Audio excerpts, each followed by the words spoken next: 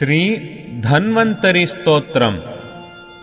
ॐ शङ्खं चक्रं जलौकां दधदमृतघटं चारुदोर्भिश्चतुर्भिः सूक्ष्मस्वच्छातिहृद्यां शुकपरिविलसन्मौळिमम्भोजनेत्रम् कालाम्भोदोज्ज्वलाङ्गम् कटितटविलसच्चारुपीताम्बराढ्यम् वन्दे धन्वन्तरिं तं निखिलगदवनप्रौढदावाग्निलीलम्।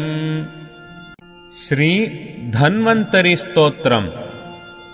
ॐ शङ्खं चक्रं जलौकां दधदमृतघटं चारुदोर्भिश्चतुर्भिः सूक्ष्मस्वच्छातिहृद्यां